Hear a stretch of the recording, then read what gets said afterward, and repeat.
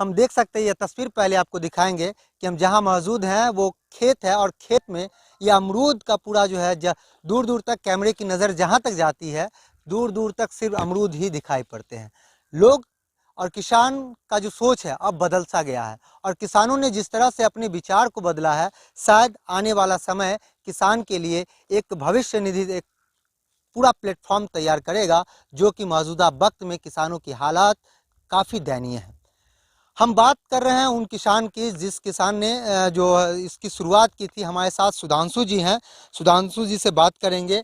अमरूद जो कि पहले अलग अलग क्षेत्रों से आते थे, समस्तीपुर में लोगों को अधिक दाम पे मिलता था। अब लोग जो है इसको एक ट्रेडिशनल व्यावसायिक रूप से खेती कर रहे हैं, तो क्या देखते हैं इसको, कैसे शुरुआत किया, और हमारे जो दर्शक है उसको बताइए। मेरा मेन आप जैसे इसमें देख रहे हैं कि लगभग 16-17 तरह के फल लगे हुए हैं। अच्छा। तो ये एक नीति के तरह है। हम्म। नीति के तहत ये हम इसलिए इतने फल लगाए हैं क्योंकि हमें ये नहीं मालूम है कि आगे फ्यूचर में हम्म। कौन से फल का डिमांड कितना रहेगा, कौन सक्सीड करेगा, कौन हम्म। फेल करेगा। हम्म। तो अगर हम केला पर जोर दे रहे हैं हम्म। तो अमरूद पीछे से तैयार है। हम्म। अमरूद पे जोर दे रहे हैं तो आप देखिए इधर बगल में आपका हम्म। शरीफा तैयार है। हम्म। शरीफा अगर नहीं सक्सेस हुआ तो आप आगे देखेंगे मौसमी है, नींबू है। तो ये सारे ऑप्शंस लेके हम चल रहे हैं कि सो दैट कि हम जैसे आम लीची तो करते ही हैं, लेकिन मेरा ये ख्वाहिश है कि हम लीक से हट के भी फल करें जो दूसरा कोई नहीं कर रहा है, हम्म। सो दैट कि उसको हम मार्केटिंग करने में, उससे प्रीमियम रेट लेने में और कमाने में हमें मदद मिलेगी। हम्म। तो एक बल्कि जो है, जब शुरुआत किया आपने शुरुआत की, तो क्या क्या कुछ तकलीफें हुआ, क्योंकि इतने बड़े बड़े रूप में जो है खेती को करना, और वो भी क्योंकि अमरूद है, तो अमरूद का अपने यहाँ मार्केटिंग कम था। तो कोई मार्केटिंग सबसे सबसे मुश्किल काम अगर खेती में कोई चीज़ है वो मार्केटिंग है। लेकिन मेरा मानना है कि मार्केटिंग के लिए आपको पहले 2 साल ही मेहनत करना पड़ता है। हम्म। और अगर आप सब काम सही किए, क्वालिटी मेंटेन हम्म। किए, तो उसके बाद मार्केट आपको खोजता है। कौन से अमरूद की प्रजाति है ये ये? L49 है। अच्छा हाँ। ये इलाहाबाद का है, हम्म। लखनऊ का है, हम्म। और उधर सफ़ेदा है। हम्म। और कुछ VNR भी लगाए हुए हैं। टोटल कितने अमरूद के पेड़ हैं? अभी लगभग 2,500 पेड़ है अमरूद का। अमरूद के जी। सब कहाँ कहाँ से? ये ज़्यादातर पेड़ आए हैं जलगांव से। जलगांव से? जलगांव से। क्या आपने शुरुआत भी वहीं से किया था क्या, हाँ, क्योंकि हाँ। मतलब एक सहूलियत हो जाता है कि एक जगह से हमको ड्रिप भी मिल रहा है, टेक्नोलॉजी भी मिल रहा है, प्लांट मटेरियल मिल रहा है, एग्रोनॉमिस्ट भी मिल रहे हैं, पूरा शेड्यूल मिल रहा है, तो थोड़ा सहूलियत हो जाता है। भरोसा एक होता है कि जो प्लांट आ रहा है, क्योंकि कहीं से आप प्लांट लेंगे और 4 साल बाद पता चलेगा कि ये प्योर प्लांट नहीं था, तो उससे आपका प्रॉफिटेबिलिटी असर होता है। इसीलिए धड़फड़ा के जल्दीबाजी में कहीं से पेड़ मत खरीदिए। बिल्कुल ठोक बजा के ये आपको निश्चित करना है कि जहाँ से हम पौधा ले रहे हैं वो पौधा एक्सेलेंट होगा। इस शरीफा की बात करते हैं, तो शरीफा एक अगर लगाते हैं, कितने कब लगाए थे इसको? ये इसको 2 साल हो रहा है। 2 साल हुआ, कब ये फल? और, हाँ। और लगभग देखिए जैसे हम्म। इस बार एक फल आपको कहीं कहीं हम्म। फल नज़र आना शुरू हो जाएंगे। लेकिन हम जान के इस फल को रखे नहीं, काट दिए। और लेकिन आप देख रहे हैं हर एक पेड़ में हमको एक दो फल दिख रहा है। इस सीज़न नहीं, लेकिन इसका जो अगला सीज़न होगा उसमें हम ये फल लेंगे। अभी मेरा पेड़ उतना मेच्योर नहीं है कि ये फल सस्टेन नहीं कर पाएगा, पेड़ टूट जाएगा। इसकी भी प्रजाति होती है? हाँ बिल्कुल, ये तो ये नासिक का वैरायटी है जो नासिक। बेस्ट माना जाता है, अच्छा हाँ। वहीं से आया भी है। तो वही है, बस पेड़ सब सही जगह से आना है, वो मुशक्कत आदमी को करना है शुरुआत में। ये नहीं कि कहीं गए, कहीं से पेड़ उठा लिया और 4 साल बाद सर पकड़ के रो रहे हैं, वो नहीं करना है। अच्छा, एक ये अगर ये इसी की हम शरीफा की बात कर ले, तो कब तक ये तैयार हो जाएगा अगर लगाए कोई किसान तो? 3 साल। 3 साल? 3 साल। और हमको लगता है 4th-5th ईयर में जाके ये कमर्शियली वायबल होगा। तो मतलब यही एक रीज़न है जो आपको बोल रहे हैं। शरीफा भी है, अमरूद भी है, केला भी है। सो सब फल हर एक 3 महीने पे, 4 महीने पर अगर हमको इनकम होते जाए तो वो ज़्यादा बेहतर होगा। नहीं तो मान लीजिए कोई चीज़ हम लगाए और 12 महीने बाद हमको इनकम होगा तो बीच में बहुत दिक्कत हो जाएगा पैसे का। तो हमको फल इस तरह से लगाना है कि कोशिश करना है कि हर एक 4 महीने पर कोई ना कोई हार्वेस्ट हो रहा है, सो दैट कि मनी का फ्लो बना रहे। अच्छा, सब में जो है ये ड्रिप तंत्र लगा हाँ हुआ है, बिल्कुल। तो इससे कितने दिन में पानी आता है, क्या कुछ कैसे? ये तो वहाँ कंट्रोल रूम में स्विच दिए, पानी हाँ। पहुँचा यहाँ। अच्छा। वो तो इंस्टेंट पानी आता है, तो इसी पाइप के जरिए से खाद भी आएगा, पानी भी आएगा। अच्छा, पानी भी आएगा। हम्म।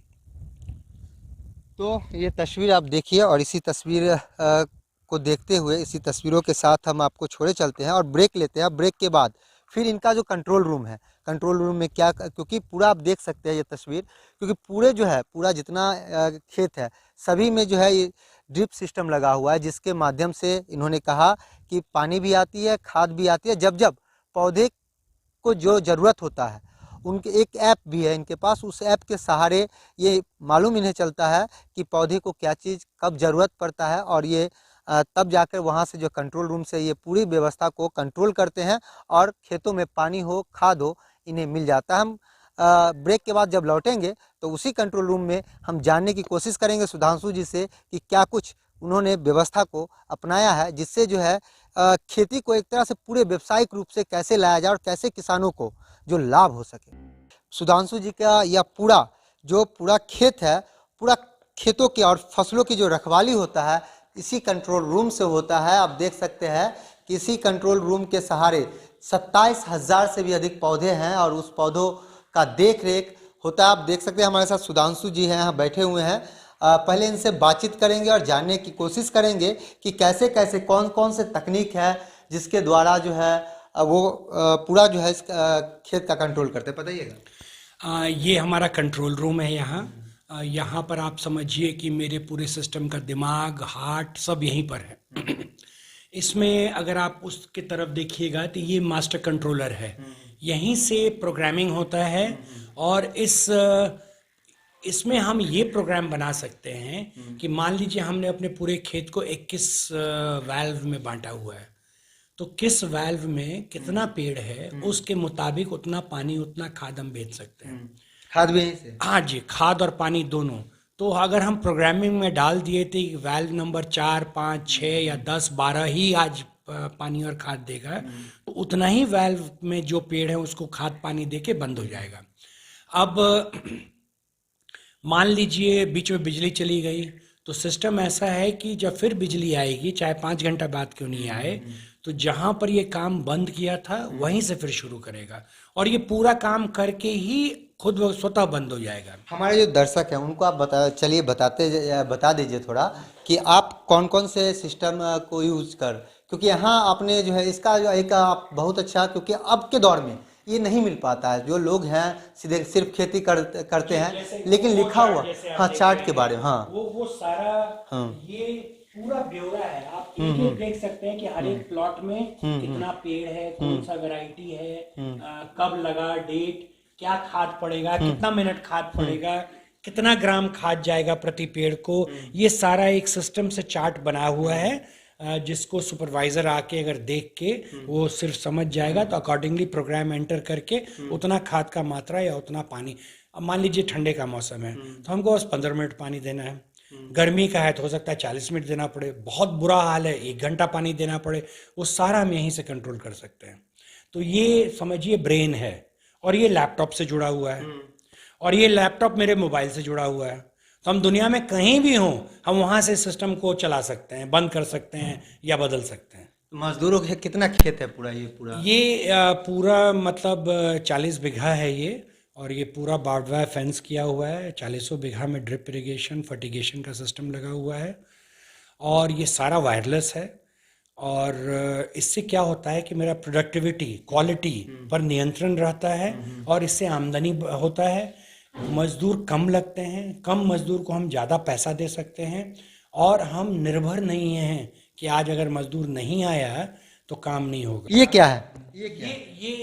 ये मशीन यही हर एक में से खाद खींचता है, और इसको मालूम है प्रोग्राम के मुताबिक किस खेत में कितना खाद पहुंचाना है और कितना पानी पहुंचाना है, वो इसका काम है।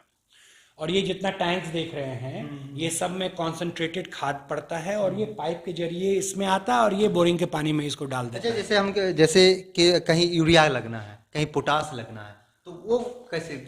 नहीं, अगर मान लीजिए हम ज़्यादातर एनपीके हम देते हैं। अच्छा।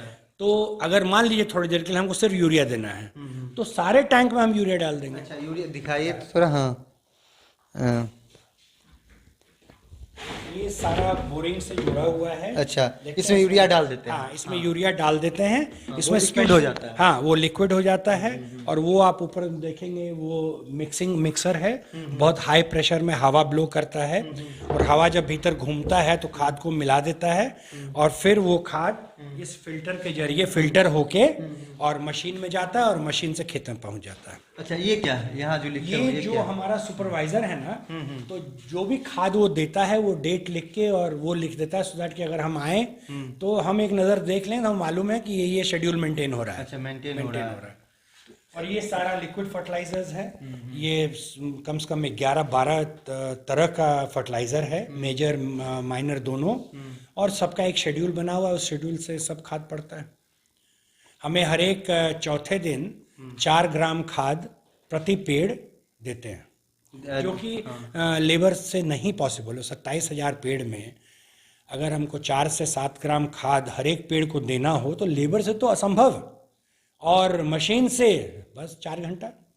टेक्निक इसको सोच कहाँ से ये लाए? जब बाहर हम लोग घूमने के लिए गए तो ये देखे और लोगों के खेत में। और ये जो जेन इरिगेशन कंपनी है जलगांव की, उन्होंने ये सारा सिस्टम लगाया है। और सारा एक कंप्लीट खेती का सामूहिक जो किसान के लिए वो सिस्टम्स देते हैं, चाहे पौधा हो, शेड्यूल हो, मशीन हो, तो इसका हम लोग उपयोग कर रहे हैं। यह किसान ने यह कर दिखाया कि किसानों के लिए मजदूरों की भी कम आवश्यकताओं में टेक्नोलॉजी के जरिए हम अधिक से अधिक मुनाफा कमा सकते हैं और कृषि को एक अलग मुहिम पर लाकर खड़ा कर सकते हैं। अभी हमारे साथ सुधांशु जी हैं, उनसे बातचीत करेंगे और लीची के फसलों के बारे में, क्योंकि अभी आने वाला समय जो है इसमें जो है लीची हो, आम हो, तमाम तरह के जो है पौधों में जो है फूल आने शुरू हो जाते हैं। क्या कुछ तैयारी है और कितने एकड़ में ये कर रहे हैं? और क्योंकि मार्केटिंग का सबसे बड़ा एक बहुत बड़ी किसानों के लिए दिक्कत होता है, उसके लिए क्या कुछ?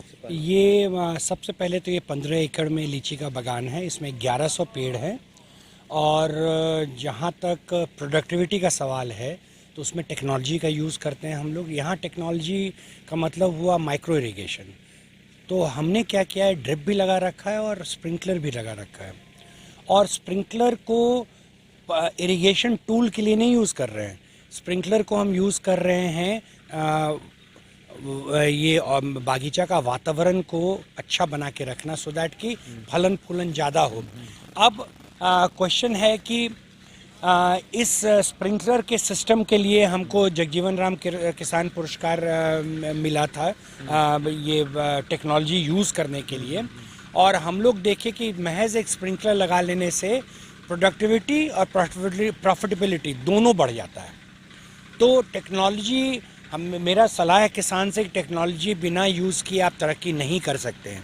अगर टेक्नोलॉजी महंगा है तो ग्रुप फॉर्म करके टेक्नोलॉजी यूज़ कीजिए।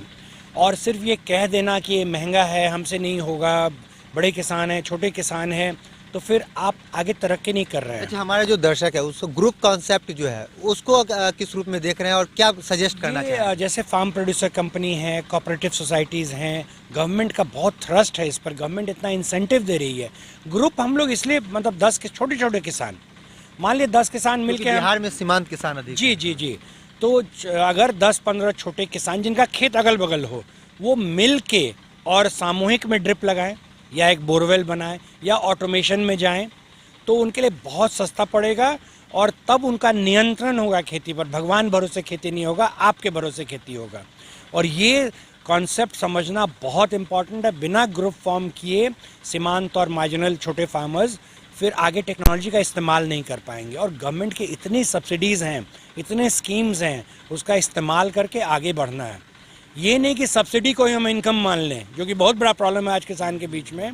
लोग सब्सिडी को ही इनकम मान लेते हैं। नहीं, सब्सिडी सरकार हमको देती है, एक प्लेटफॉर्म देती है, आगे बढ़ने का एक इन्वेस्टमेंट करती है सरकार हम में, और हमें वो इन्वेस्टमेंट को इस्तेमाल करके आगे बढ़ना है। देखिए, इस अभी जो है इस पर छिड़काव कर रहे हैं, क्या क्या है और इससे पहले पूर्वानुमान को लेकर तो इसमें क्या कहेंगे? जैसे आप अगर गौर करेंगे, अगर कैमरा आप ले जाएंगे इधर, तो आप देखेंगे कि जस्ट मंजर निकल रहा है अभी, ठीक है। अब देख रहे हैं छोटा छोटा ये मंजर निकल रहा है, कहीं बड़ा हो गया है। हाँ हाँ हाँ। तो हम क्या कर रहे हैं कि इसको प्रिवेंटिव स्प्रे कर रहे हैं कि अभी से हमको कीड़ा का जो लोड है पेड़ में उसको नियंत्रित रखना है। एक स्प्रे अभी होगा, एक स्प्रे फूल खिलने से पहले होगा, एक स्प्रे गोटा लगने के बाद होगा, फिर उसके बाद मेंटेनेंस स्प्रे होगा कि वो फल छेदक जो कैटरपिलर होता है वो नहीं घुसे। और कोई भी काम एक शेड्यूल, एक कैलेंडर बना के होता है। हम लोग बिल्कुल शेड्यूल कैलेंडर, क्योंकि कीड़ा और खेत आपके लिए नहीं रुकेगा, आपको उसके मुताबिक शेड्यूल और कैलेंडर बना के चलना है। और मेजॉरिटी किसान क्या करते हैं, अच्छा आज थोड़ा लगन कर लेते हैं, आज श्राद्ध कर लेते हैं, अच्छा परसों नहीं। कीड़ा ना आपके लिए रुकेगा ना मौसम आपके लिए रुकेगा, वो फर्स्ट प्रायोरिटी है। अगर उसको प्रायोरिटी नहीं दीजिएगा तो आपको प्रॉफिटेबिलिटी में असर होगा। तो क्या लगता है बिहार के जो किसान है, जो सीमांत किसान है, छोटे किसान हैं, तो वो क्या किसान जो खेती है उसको सेकेंडरी देखते हैं? अभी भी हमारे पूरे देश में, बिहार में ही नहीं, लोग खेती को अभी भी एज एक कॉम्प्रोमाइज़ समझते हैं, एक मजबूरी समझते हैं। और मेरा मानना है कि खेती से ज़्यादा प्रॉफिट कुछ नहीं दे सकता है। और इस बार का कोरोना ने दिखा दिया कि चाहे पूरा दुनिया क्यों नहीं बंद हो जाए, लोग का खाना पीना बंद नहीं हो सकता है, उसका डिमांड कभी बंद नहीं हो सकता है। इसीलिए ये एक ऐसा व्यवसाय है जिसका डिमांड हमेशा बना रहेगा। क्वेश्चन इज़ कि हम अपने आप को कितने अच्छे से तैयारी करते हैं उसका मार्केटिंग करने के लिए, उपजाने के लिए, उस पर डिपेंड करता है। लीची हो रहा है, उसका मार्केटिंग के लिए क्या क्या सोर्सेज हैं और क्या क्या? जैसे अब चूंकि हम इतना 30 साल से खेती कर रहे हैं तो अब एक तजुर्बा, एक नेटवर्किंग हो गया है। और आप को जान के अच्छा लगेगा कि हमारे गेट पे ही आधा सामान बिक जाता है। जैसे पिछले सीज़न का केला, अच्छा। मतलब हम पूरे बिहार में ट्रक से केला भेजते थे और पिछले सीज़न में हमारे गेट पे ही सारा केला बिक गया। तो एक बार लोग को जब भरोसा हो जाता है, क्वालिटी देख लेते हैं लोग, चीज़ पसंद आ जाता है, तो पहला 2-3 साल आप दौड़िएगा लोग के पीछे, उसके बाद लोग दौड़ेंगे आपके पीछे। केला कितना एकड़ में लगाए हैं? केला हम लोग लगाए हुए हैं 18 एकड़ में, और लगभग 14-15 और फल हैं, जैसे अमरूद है, मौसमी है, जैसे नींबू है, शरीफा है, डिफरेंट वैरायटी जैसे इमली है, जामुन है, चीकू है, ड्रैगन फ्रूट है। पिछली बार लीची के फसल में अगर देखा जाए तो लीची के फसल में किसानों को जो है लॉस हुआ था। जी, पिछली बार आप भी लगाए थे, हाँ, उसमें क्या था? पिछले बार तुलनात्मक बात अगर करें हाँ। तो हमको जितना प्रॉफिट होना चाहिए था उतना नहीं, क्योंकि फलन नहीं हुआ। और फलन नहीं होने का कारण क्या था कि जो पीक लीची का जो फूल निकलने का समय होता है, उस समय एडवर्स क्लाइमेट कंडीशन हो गया था, जिस चलते पूरे बिहार का ही लीची अफेक्टेड हो गया था। इस बार हमको लगता है जो पीछे साल जो भी किसान को लॉस होंगे, मेरा मानना है कि पिछले साल और इस साल मिला के उससे भी ज़्यादा फलन होगा इस बार।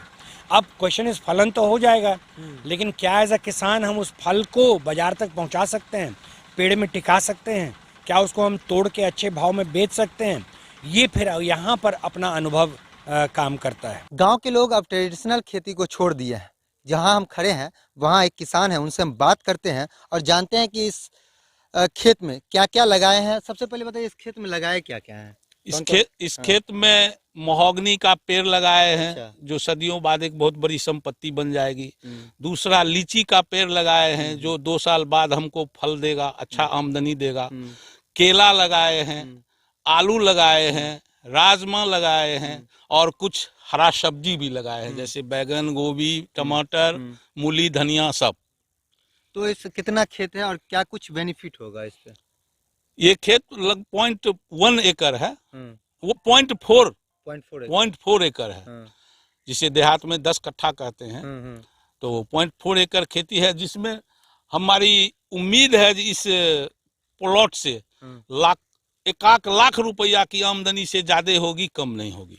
और भविष्य में क्या होगा ये तो अभी अनुमान कहना मुश्किल है। कहाँ से सब प्रेरित लिए? क्योंकि पहले तो ट्रेडिशनल खेती करते थे। हाँ, हमारे गांव के ही अच्छे किसान सुधांशु कुमार हैं, जो फल फूल का खेती के तरफ अग्रसर हुए हैं।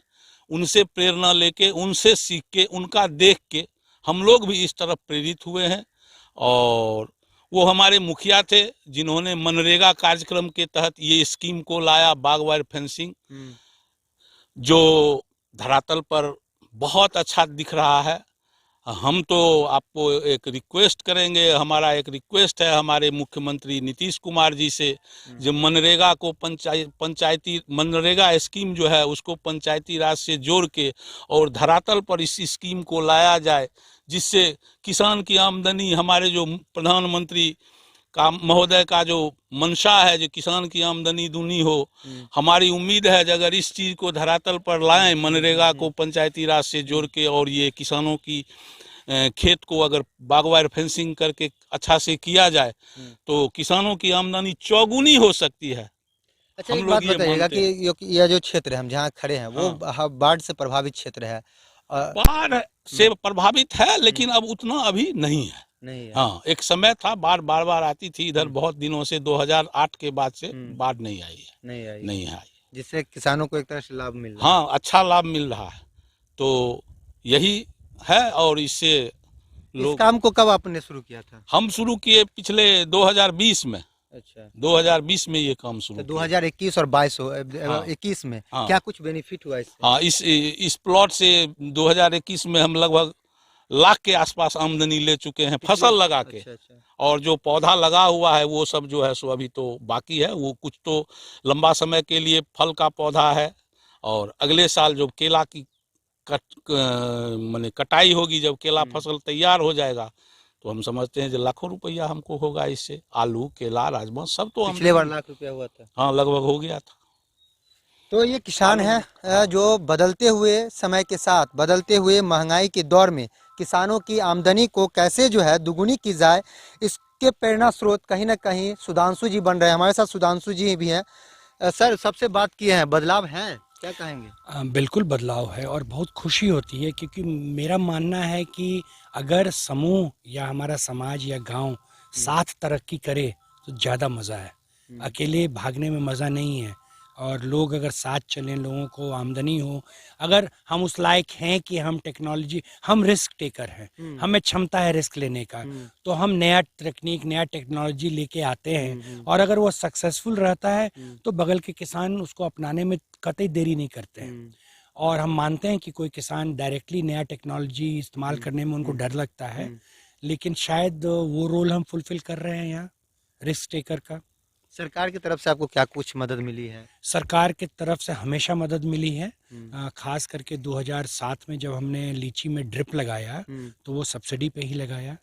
हमने जब 2018 में नया तरीका से बागवानी हाई डेंसिटी करने गए तो उसमें भी सरकार का सब्सिडी का लाभ मिला है। तो सरकार तो हमेशा अपने पॉलिसी और फाइनेंस के साथ तैयार है पब्लिक के लिए। ये हम पे डिपेंड करता है कि क्या सब्सिडी को हम बिजनेस बढ़ाने का स्रोत मान के चले, या सब्सिडी को इनकम बना के उसको खपत करके और बैठ जाएं। तो ये तो अपने सोच पे डिपेंड करता है। और दूसरा चीज, छोटे किसान को जब तक आप समूह नहीं बनाएंगे, जब तक 10 अगल बगल के किसान मिल के टेक्नोलॉजी नहीं खरीदेंगे, टेक्नोलॉजी आप खरीद नहीं पाएंगे। तो इसलिए ग्रुप बनाना, कोऑपरेटिव बनाना, प्रोड्यूसर कंपनी बनाना, और बना के और टेक्नोलॉजी को अपना, क्योंकि बिना टेक्नोलॉजी का तरक्की नहीं होगा। टोटल कितने ग्रुप इस क्षेत्र में काम कर रहे हैं आपके? अभी टेक्निकली अगर पूछिएगा तो उस तरह से लीगल एंटिटी कोई ग्रुप बना ही नहीं। अच्छा, हाँ। सेल्फ हेल्प ग्रुप्स हैं महिलाओं के बहुत सारे, हमारे पंचायत में लगभग 190 हैं, बट फिर वो माइक्रो फाइनेंसिंग में ज़्यादा ध्यान करती है। अच्छा। लेकिन इस तरह ग्रुप बना के खेती करना नहीं, अभी तक एक भी नहीं है। लोग इंडिविजुअल लेवल पर 20 किसान हैं। अच्छा, हाँ। जो अपने अपने स्तर पे कर रहे हैं। बदलते समय और बदलते मौसम को देखते हुए अब किसान भी बदल रहे हैं। जहां हम खड़े हैं वहां आप देख सकते हैं तस्वीर, ये केले की बागान है, लेकिन ये जो किसानों ने केला का बागान लगाया है उसने इसी केले के बागान में कई मल्टीपल खेती का जो पर्पस है उन्होंने लाकर खड़ा कर दिया है। उन किसानों के लिए यह कहीं ना कहीं संदेश है, जो किसान जो ट्रेडिशनल खेती कर अपने फसल के अंतिम में बेचने के लिए भी जो है ललायत होते हैं, उन्हें तकलीफ़ों का सामना करना पड़ता है, उन्हें तमाम तरह की मंडियों में जाना पड़ता है। उससे किसानों को ये सीख मिलता है। हमारे साथ, क्या नाम हुआ आपका? मेरा नाम कमलेश कुमार सिंह है। अच्छा जी। कब से यह बदलाव देखे और कब से ही बदल दिए पूरे? हम अपने गांव के प्रधान सुधांशु जी से सीख लिए। अच्छा। उन्होंने सबसे पहले हमारे गांव में केला का खेती किए और उन्हीं से हम लोग सीख लिए और हम लोग को उन्होंने ही मैंने प्रेरित भी किए, जो आप लोग भी केला का खेती करो, इससे अच्छा मुनाफा है। उन्हीं के सुझाव और मार्गदर्शन पर हम लोग चले, जिसका नतीजा सर हमने केला का खेती किया लमसम 2.5 बीघा में और उससे अच्छा बेनिफिट हमें हुआ। और इस एक केले में जो है सो हमने 3-4 तरह का फसल भी लिया। जैसे शुरुआत पीरियड में हमने केला लगाया तब जो है सो उसमें हमने मकई का प्रयोग किया। जो मक्का जब बाली देने पर आया तब हमने उसे घास में बेच लिया मक्का को। जी, अच्छा पैसा आया। उसके बाद हमने इसमें गोभी लगा दिए, गोभी भी अच्छा मुनाफा दिया इसी केले के जी, इसी केले के फसल में। और जब मैंने गोभी काटा तो मेरा केला का पौधा कुछ बड़ा हो गया था, इसलिए मैंने इसमें चुकंदर का खेती किया। तो चुकंदर भी अच्छा ही उपज दिया, मार्केट में अच्छा रेट में बिक भी गया। तो क्या लगता है पहले क्या लगाते थे? पहले तो सर हम लोग मकई, गेहूं और गन्ना का खेती करते थे। हमारे पिताजी भी किसान थे और वो भी इसी तरह का खेती करते थे, लेकिन इससे हम लोगों का विकास या अच्छा मुनाफा नहीं हो पा रहा था। अच्छा। तो मैंने लमसम मान के चलिए ना, जो 40-50 हजार का एकड़ हम लोग को जो है सो मैंने बचत मैंने खेती से आता था। लेकिन इस बार जब हमने केला लगाया और बेचा तो अभी तो पूरा केला कुछ पौधा आने में लेट हो गया, जिसके कारण खेती कुछ पीछे हो गया। लमसम 3 हिस्से केला बेचे हैं अभी तक में, जो हमको 2.5 लाख का एकड़ जो है सो बीघा जो है सो आया है। बदलाव हुआ घर में कुछ? जी जी हाँ? जी, और इस खेती से हम बहुत खुश हैं जी। बदलते समय के साथ किसानों ने भी अपनी खेती बाड़ी में बदलाव लाया है और इसका जीता जागता उदाहरण हसनपुर के सुधांशु कुमार के नए नगर के रूप में हुआ है। सुधांशु कुमार ने ग्रुप खेती बनाकर किसानों के और अन्य किसानों को भी एक बदलाव ला दिया है, जिससे किसान खेती कर खुशहाल जीवन यापन कर रहे हैं। समस्तीपुर से कशिश के लिए मंटून कुमार।